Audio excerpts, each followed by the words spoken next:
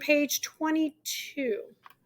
So we're going to look more specifically now. We're really kind of getting into it now.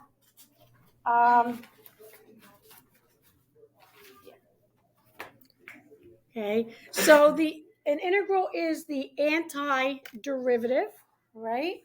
So the notation sometimes gets confusing, and that's something that we need to make sure that we understand, right? And specifically the difference between the lowercase f and the uppercase f, right? So the uppercase f is the antiderivative. So where do they have this? They have it here somewhere. Okay, I'll just write it here. So your uppercase f, right, is the antiderivative, okay, or the derivative of the integral, okay?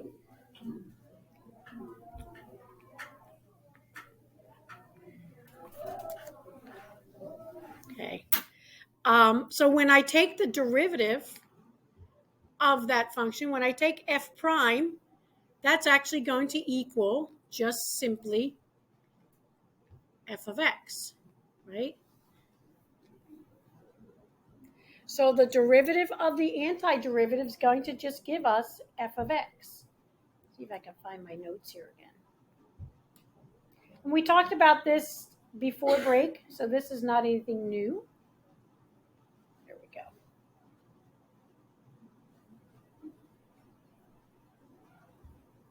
Is this the last chapter?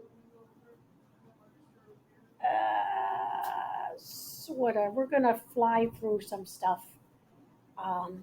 We have not started talking about volume yet. About what? About volume. So we're gonna fly through some things. Okay. Some of it I'm just going to teach as we review. Okay. When we take the integral of a function, I know we talked about this before. Please correct me if I'm wrong, because I start to lose track of whether we did it in our flex lesson or whether we did it in class. But when we take the antiderivative or the integral of a function, for instance, in this case, let's say that we're taking the integral of 3x squared dx, right? How do I do that? We add 1 to the exponent, and then we divide by that exponent, right? But what do we have to put on here? Plus c, yes. Why are we doing the plus c? Right. If I took the integral of 3x squared dx, that's the same thing as the integral of 3x squared plus, oops, go the other direction. Sorry about that.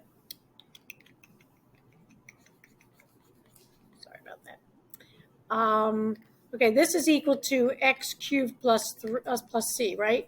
And the reason is, if I take the derivative of x cubed plus 4, that's the same thing as the derivative of x cubed plus 100. Right? Because when I take the derivative of 4, it's just going to be 0. So the derivative of both of these is 3x squared. Now, if I integrate 3x squared, remember, integrating is the antiderivative. It's the opposite of the derivative. If I integrate 3x squared dx, how do I know if that was x cubed plus 4 or if that was x cubed plus 100? I don't. So we have to have that plus c. We're going to learn how to find the exact value out in a little bit. Okay? Everybody okay with just taking a basic antiderivative or a basic integral? Okay. So let's look at these. Okay, given each derivative below, find the general antiderivative. In other words, integrate it, right? So basically what we're saying is, okay, let's integrate this and let's integrate this. So if we integrate g prime, what does that equal? That equals g, right? So if we integrate g prime of x, it equals g of x. Take the opposite of the derivative, it's the antiderivative. Okay? And then we're going to integrate 2x. Okay, so that'll be, still get you 2x squared over 2 plus c. So g of x equals x squared plus c. How could I check that? Through the derivative. Take the derivative. What's the derivative of x squared? 2x. Okay. Okay, b, let's integrate. Take the antiderivative. So we have f of t equals, what's that going to be? Not 2. T to the third over 3 plus c. Okay, so I want you to take a few minutes to finish that little section there, C to F.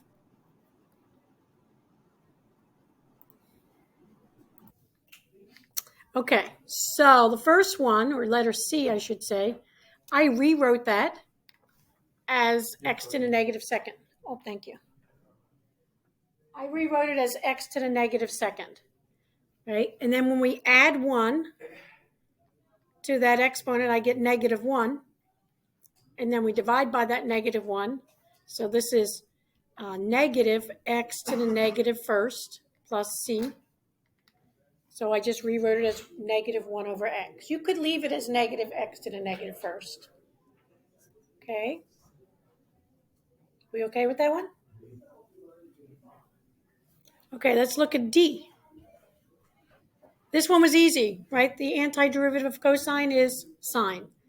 Double check it because sometimes you get confused on the positive and negative numbers with these. But if I take the derivative of sine, right, the derivative of sine will give me cosine. So that's correct. So the antiderivative of cosine is sine. Okay.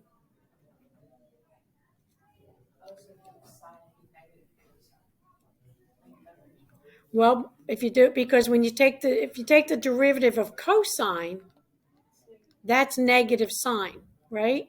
So if we had the integral of negative sine, that would be cosine. But the derivative of integral of cosine is sine because the derivative of sine is cosine. Okay. Okay, letter E. This was a tough one algebraically. Okay, so I rewrote it. Right, 2 times x to the 3/4 over 3. Okay, adding 1 to the exponent, so that's adding 4 over 4. So I have exponent of 7/4. And then I'm dividing by 7/4. So in the denominator, I have 3 times 7/4. So that means in the denominator, I get 21 over 4. So we're going to flip and multiply. 4 over 21 times 2x to the 7/4. So that equals 8 over 21 x to the 7/4. So since this was such a weird one, I want to double check my work. I'm going to take the derivative of that. 8 over 21 times, okay, we're going to bring the 7/4 down, x, and then we subtract 1, so we get 3/4. Okay, so let's see how that works. So 4 goes into 4 once, it goes into 8 twice, 7 goes into 7 1, and into 21 3 times. So I have 2/3 x to the 3/4. So that worked out correctly. Okay. Okay. All right. And letter F, this one was kind of a weird one. It's just e to the x because the derivative of e to the x is e to the x. So the antiderivative of e to the x is e to the x. Are we comfortable with that? Yes, trick question. Questions? Okay, these are called the antiderivative, right? And these are called indefinite integrals. Okay. Called an indefinite integral. Okay, So here's some more examples and maybe some tricks that we have to use in order to determine the indefinite integral, okay? So looking at the first one, right, I've got 5e to the t. I'm going to rewrite that as, any ideas here? 5e to the t is fine, right? It's the 1 over cosine squared that's the problem, isn't it? Almost secant squared. So the problem here, right? And this is experience. You just kind of get used to it. I can't integrate this without using some other tricks that we haven't learned yet. Mm-hmm. We can, but that still wouldn't deal with the 1 over cosine squared. So I can't, like, I could integrate cosine t, but at this point, we don't know how to integrate cosine squared t, and we don't know how to integrate 1 over cosine squared t. But we can rewrite it using our trig properties. Okay, now do I know what I can take the derivative of to end up with secant squared? What is it? Derivative of tangent is equal to secant squared. Right? So right now we have the integral of 5e to the t dt plus the integral of secant squared t dt. Okay. So what's the integral of 5e to the t?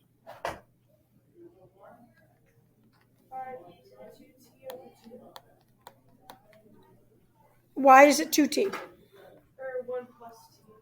Why is it 1 plus t? Because you add 1 to the top. So when I'm integrating e to the t, right, I'm trying to find the derivative of what equals e to the t. E to the t. The derivative of e to the t is equal to e to the t. Everybody follow that? So if I'm taking the integral of 5e to the t, that's one of our properties that we learned before break. Right? The 5 moves out front, so the 5 doesn't really matter. That's just 5e to the t. And I can check that. How do I check it? How do I check that that integral is correct, Ben? How do you check that's correct? Mm-hmm. My brother used to do that all the time. When he'd get caught on something, he'd just repeat the question. Like when you get caught, just like not paying attention, yeah, just repeat the question. Lauren, how do I check that the integral of 5e to the t is equal to 5e to the t? Take the derivative, yeah. Take the derivative of 5e to the t. Caitlin, what is the derivative of 5e to the t?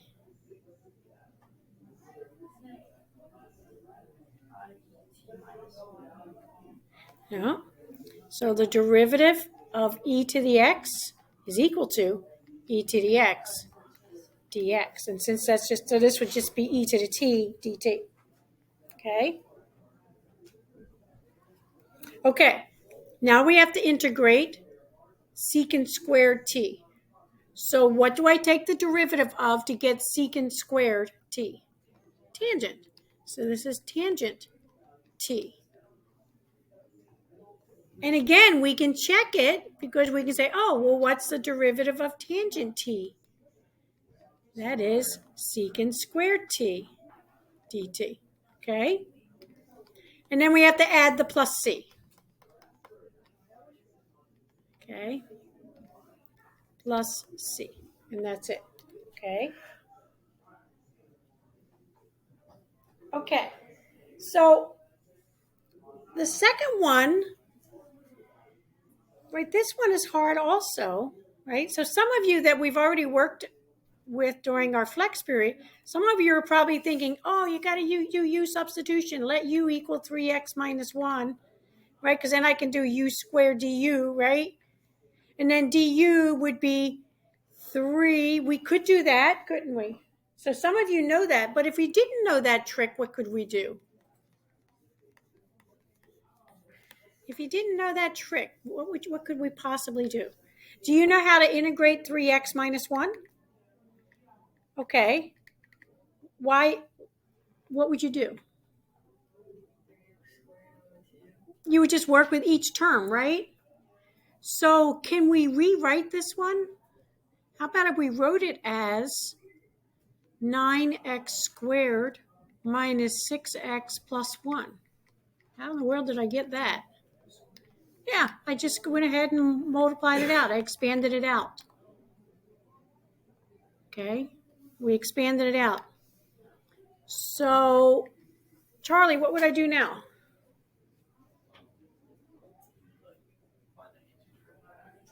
Okay, so how could I do that? Let's look at the 9x squared. We could rewrite each one of these, but we don't have to. Like we could rewrite it like this, but honestly, we don't have to. We can just work with it right in the one integral, okay? So how do I find the integral of 9x squared? What's our rule here? Faith, what do we do?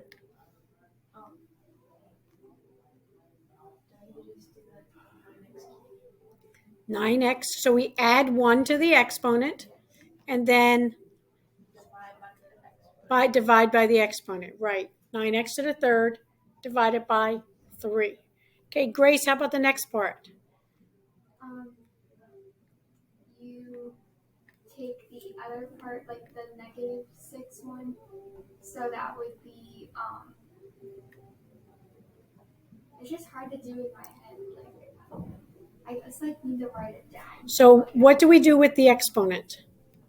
You add 1. Okay, so the exponent is currently a 1, so we add 1, so that becomes 2, and then we divide by 12.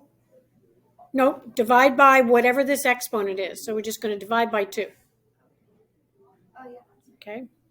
Okay, and then the integral of 1, anybody know what that is? X. Yeah. Because the derivative of x is 1. Okay, so now we'll simplify. So this is 3x to the third minus 3x squared plus x plus c, and we're done.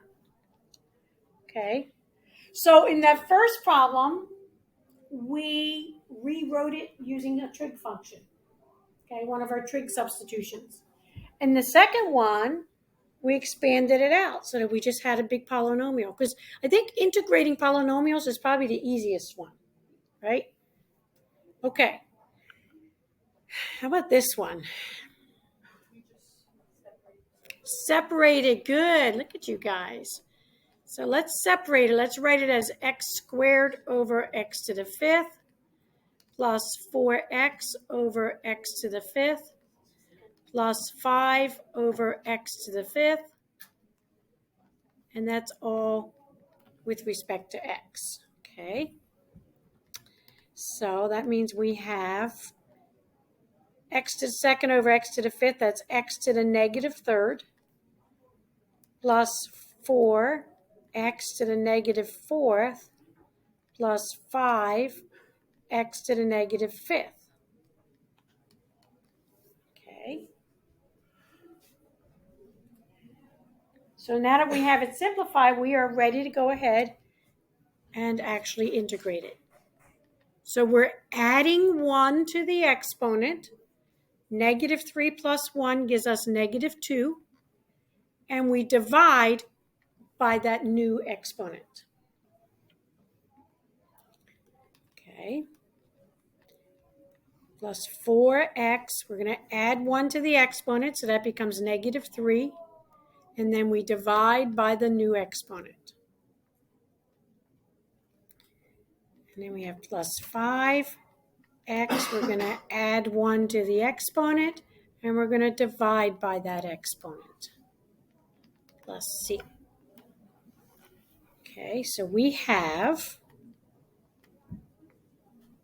I'm going to put it in a cleaner looking form. We have negative 1 over 2x squared minus 4 over 3x to the third minus 5 over 4x to the fourth plus c.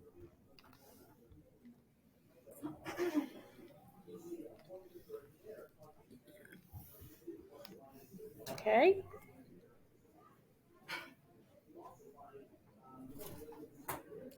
Okay. Any thoughts on the next one? What could we do to it?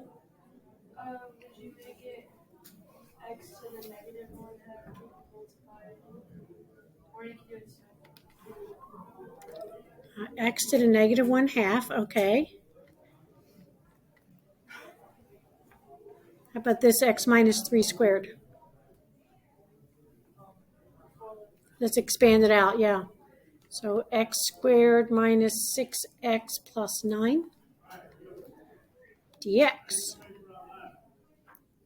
Okay. What do you think? Any thoughts now? Nikki, what do you think?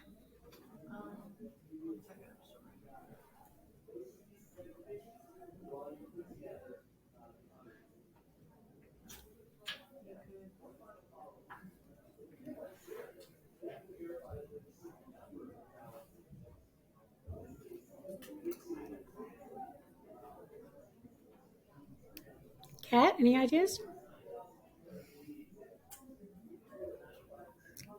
Carson? You factor that? I think you're thinking the right thing. You're just using the wrong word. What do you mean factor it? Simplify it. How would you simplify it? Distribute. I heard somebody say distribute. We're going to distribute this, right? So we get the integral of x. So when we multiply x to the negative 1/2 times x to the second, we have to add the exponents. So 3 over 2. Minus 6x to the positive 1/2 plus 9x to the negative 1/2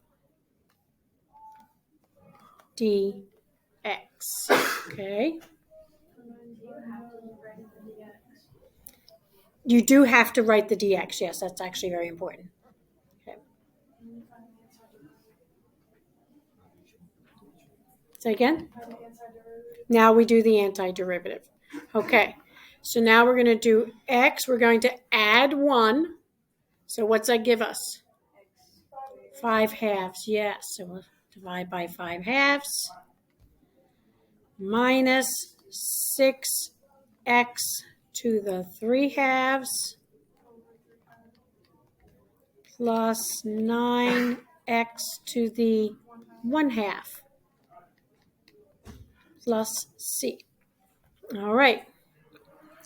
That gives us 2/5 x to the 5/2 minus, so I've got 6 times 2/3, right? Flip and multiply. That's 12/3, which is 4. So that's going to be minus 4x to the 3/2. And then here I'm going to multiply the 9 times 2 over 1, so that becomes 18 x to the 1/2 plus c. Doesn't that feel good? Let's see if we got the right answer. Okay. It takes some thinking. Sometimes it hurts the brain.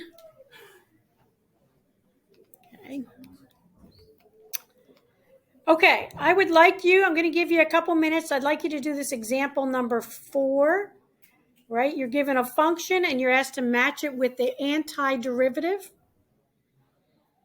And then in 4b, you're matching the integral with the antiderivative. Okay.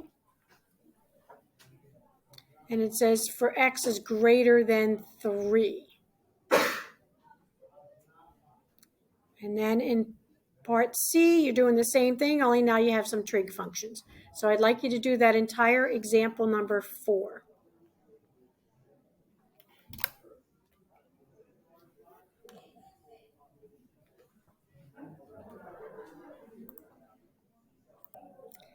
Okay, now that you've started looking at it, can I ask what your strategy is to match these up? Just getting the first one. Okay. First go, and And how are you getting the first one? What are you doing to get it?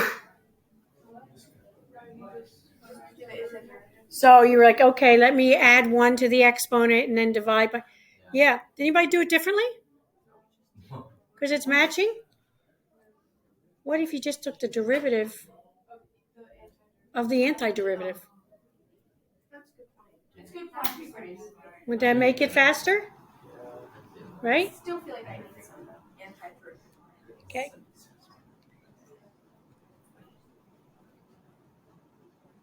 Oh yeah, because I guess you could just look at the first. Push it together.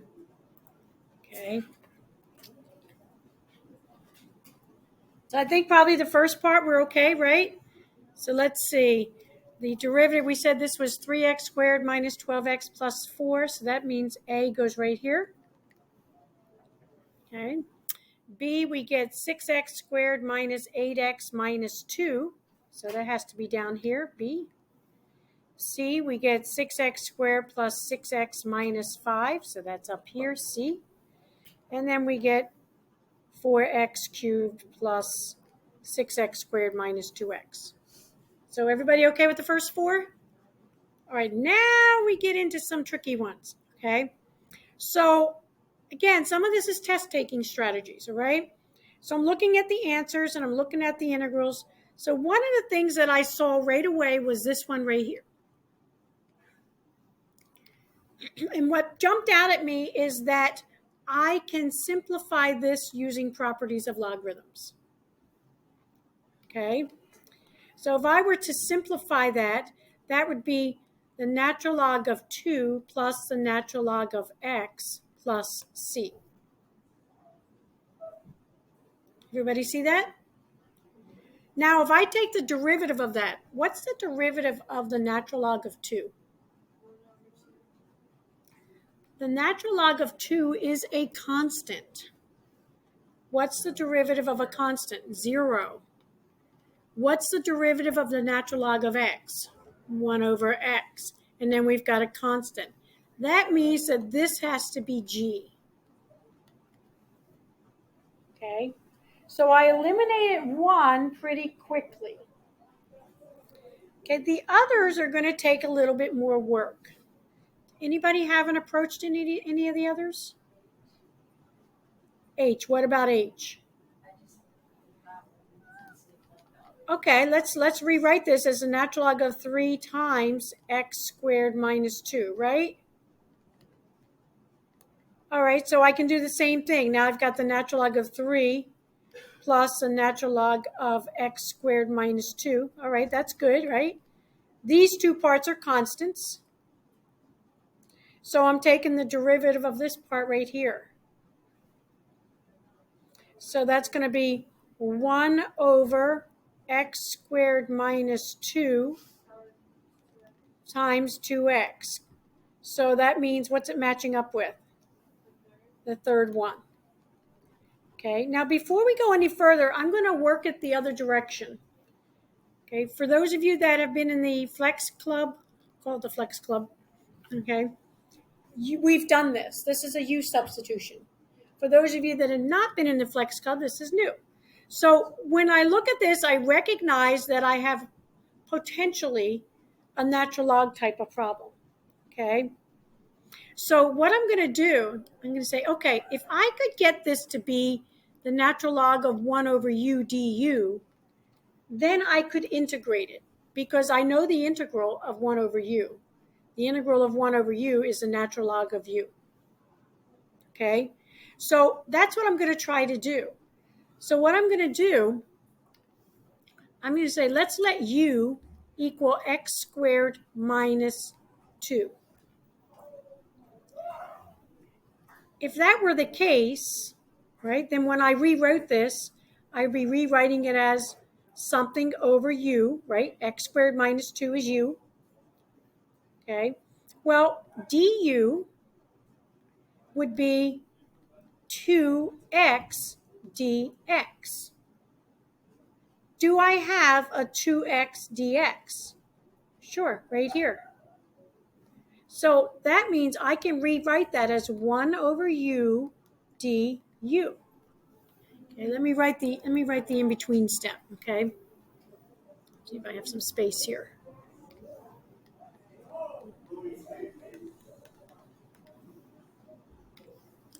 Right? I'm trying to get it in this form. Okay? So if I take that and I write it as 1 over x squared minus 2 times 2x dx. Okay? That's how I'm rewriting this letter h. Well, if I let u equal x squared minus 2, that would be 1 over u.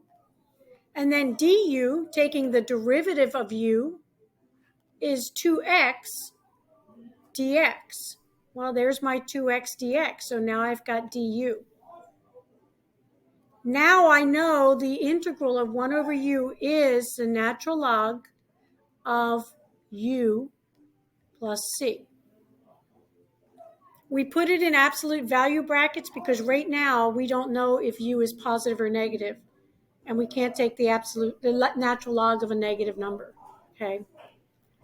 Once I get there, then I'll go back and I'll substitute it in. Instead of u, that's going to be x squared minus 2, which matches this one right here. Okay, plus c. So, any questions on that part right there? How I did the u substitution? How does that give you your answer? The antiderivative? Right. So, how in the world can I say that this, right? There's actually a plus c here, right? How is that the same as this? Well, using our properties of logarithms, we rewrote this as the natural log of 3 plus the natural log of x squared minus 2 plus c, right? Well, the natural log of 3 is a constant. C is a constant. You can add your constants together to get a new constant. So that's how it works like that. That constant represents the natural log of 3 and the c.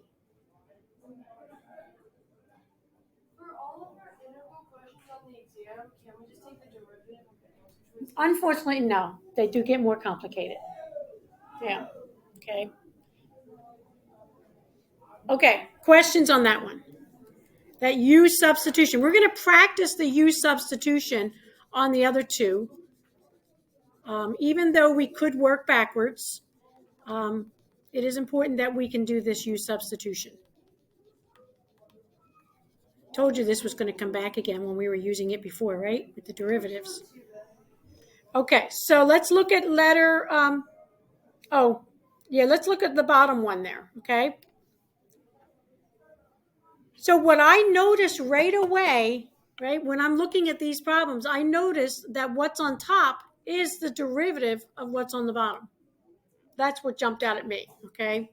I see that there's the numerator has one less degree than the denominator. So what are we going to let u equal? X cubed minus 3. Okay? Okay, Jordan, what's du?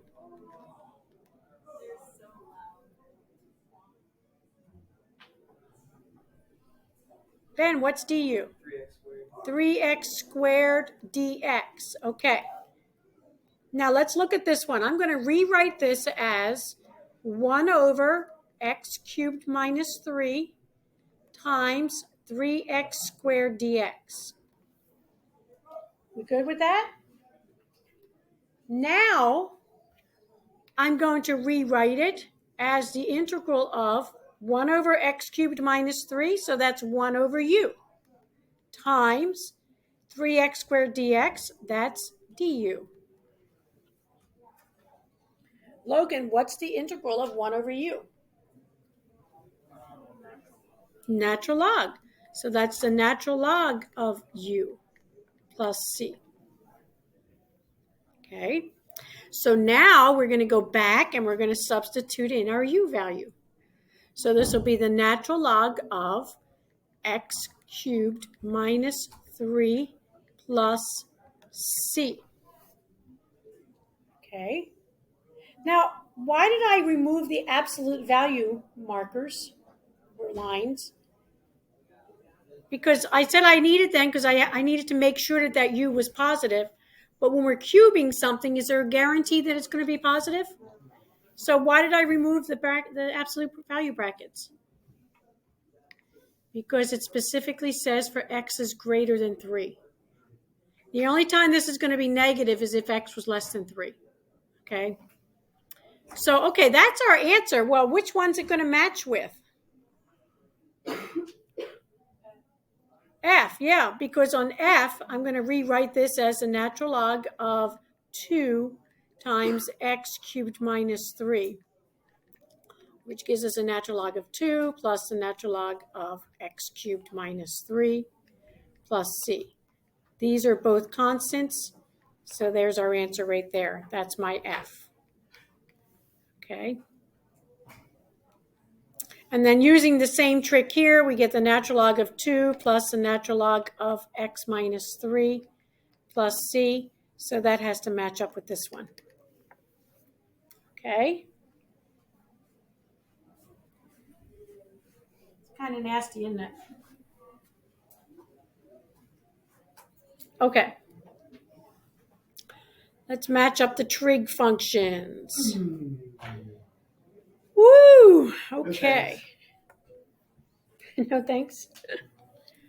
All right, let's look at this. We're going from the antiderivative to the integral. What do we do to go from the antiderivative to the integral? How do we check the antiderivative? Take the derivative, all right?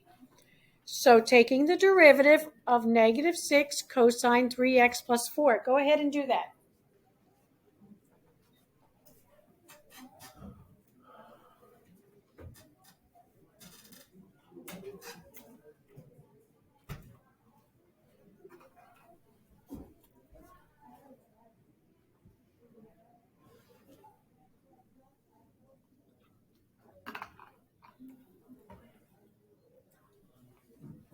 Okay, so this is outside inside, right? So we've got negative 6. The derivative of cosine is negative sine, so this becomes a positive 6 sine 3x plus 4. That's the outside. And then we're going to do the inside, so times 3. So I get 18 sine 3x plus 4. The derivative of c is just 0. Right? So this should match up with L. Hello. Okay, next one. What's this going to match up with? Negative 6 sine 3x plus 1 times the derivative of the inside, so times 3. So we get negative 18 sine 3x plus 1. So that's J. Okay, this one's going to be 6 cosine 3x plus 4 times the inside, which is 3. So we get 18 cosine 3x plus 4. So that is M. So the last one has to be K. What do you think? Word. No. The hardest one was this one right here. Okay. So tonight you need to look that over and make sure you're okay with it, all right? These are basic integration rules that we've already talked about. If you want to copy and paste this somewhere, that's fine. these trigonometric rules, these are so important. You just have to recognize these rules. Okay, these are, and if you know your derivative, so you've got the derivative on one side and the integration on the other. The derivative of sine is cosine, so the integral of cosine is sine. Okay. And then down here, these are the ones that you guys are struggling with more. Okay. But you need to recognize those, right? This middle one, you're probably not as familiar with. The A stands for a number. So that would be like the derivative of 2 to the x. That's going to equal 2 to the x times the natural log of 2. That's how you apply that rule. Okay, so if I have the integral of 2 to the x dx, that equals 2 to the x over the natural log of 2. So this is a weird one, plus c. So that's one you just have to memorize. And to be honest, I always forget it too. Okay, so that whole page is full of rules that you should memorize. We're going to wait on the differential equations. All right, these are all called indefinite integrals. Okay, so for homework, excuse me, I'd like you to work on homework worksheet 6.5. And I think I loaded all of the homeworks in there, right? Okay, 6.5, numbers 1 to 14. All right. So you're doing 6.5, numbers 1 to 14. And you need to look this over tonight. If you're